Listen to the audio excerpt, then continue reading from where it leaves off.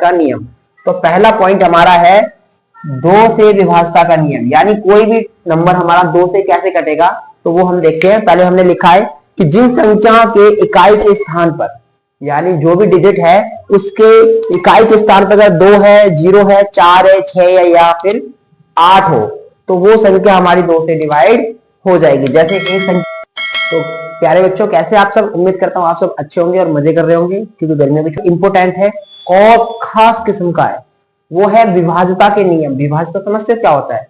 जैसे किसी चीज को या किसी भी नंबर को हम किसी टेबल से डिवाइड करते हैं, उसके फैक्टराइजेशन करते हैं, उसे हम विभाज्यता का नियम बोलते हैं। ठीक है, तो विभाज्यता का नियम हम कैसे देखेंगे कि दो कोई डिजिट 2 से कैसे डिवाइड होगा, 3 से कैसे डिवाइड होगा, 4 से कैसे डिवाइड होगा, 5 से कैसे डिवाइड होगा, 6 से कैसे डिवाइड होगा। तो आज के इस वीडियो में हम यही विभाज्यता के नियम जानने वाले हैं। तो वीडियो में एंड तक बने रहिए, और उससे पहले अगर हमारे चैनल पर नए हैं तो चैनल को सब्सक्राइब कर लीजिए और जुड़ जाइए रियांसी ट्यूशन क्लासेस से, क्योंकि ये जो रियांसी ट्यूशन क्लासेस है आपके मैथ को बेसिक से एडवांस करने में आपकी मदद करेगा। तो चलिए शुरू करते हैं। तो गाइस देखिए, ये है विभाज्यता का नियम। तो पहला पॉइंट हमारा है दो से विभाज्यता का नियम, यानी कोई भी नंबर हमारा 2 से कैसे कटेगा तो वो हम देखते हैं। पहले हमने लिखा है कि जिन संख्या के इकाई के स्थान पर, यानी जो भी डिजिट है उसके इकाई के स्थान पर अगर 2 है, 0 है, 4 है, 6 है या फिर 8 हो तो वो संख्या हमारी 2 से डिवाइड हो जाएगी। जैसे एक संख्या ले ली हमने 24, तो 24 के इकाई के स्थान पर देखिए 4 है, तो ये हमारे 2 से इजीली डिवाइड हो जाएगी। 12 इसके इकाई के स्थान पर 2 है, देखिए 2 से 6, इसके इकाई के स्थान पर 2 है, देखिए 3, तो ये आसानी से हमारी 2 से डिवाइड हो गई है। उम्मीद करता हूँ आप समझ चुके होंगे। दूसरा नियम है हमारा 3 से विभाज्यता का नियम। कोई संख्या हमारा 3 से कैसे कटेगा? तो देखिए, जिस संख्या के सभी अंकों का जोड़, यानी कोई ऐसी संख्या जिसके सभी अंकों का जोड़ 3 से विभाज्य होगा तो वह संख्या 3 से डिवाइड होगी। जैसे यहाँ पे मान लीजिए, जैसे मैंने लिखा 513, तो इनके डिवाइड देखिए 5 गुणा +1 +3 बराबर कितना होगा? 6 3 9, 9 हो रहा है, 9 हमारे 3 से डिवाइड इजिली हो जाएगी। तो मतलब हमारा 513 जो है वो 3 से डिवाइड हो जाएगा।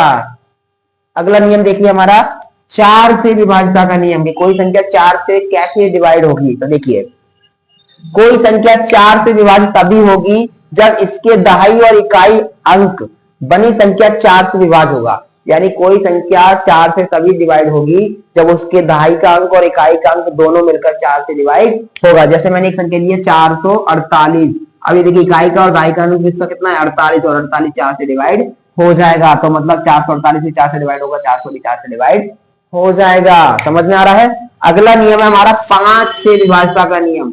5 से विभाज्यता का नियम, यानी कोई संख्या 5 से कैसे विभाज्य होगी? तो देखिए, जिस संख्या के इकाई के स्थान पर या तो 0 हो या फिर 5 हो तो वो संख्या आसानी से 5 से डिवाइड हो जाएगी। क्या होगा? आपको इतना याद रखना है कि जिस संख्या के स्थान, जिसके इकाई के स्थान पर 0 है या 5 है तो इजीली 5 से डिवाइड हो जाएगी। जैसे 500, 500 के लास्ट में 0 है इकाई के स्थान पर, तो ये आराम से 5 से डिवाइड हो जाएगी। 125, 125 में लास्ट में 5 है तो ये 5 से इजीली डिवाइड हो जाएगी। Very good. अगला है बेटा 6 से विभाज्यता का नियम, यानी 6 संख्या जो है उससे कोई संख्या कैसे डिवाइड होगी? तो देखिए, वैसी संख्या जो 2 और 3 से विभाज्य हो जाए, यानी ऐसी कोई संख्या जो 2 और 3 से इजीली कट जाएगी तो वह संख्या 6 से भी डिवाइड होगी।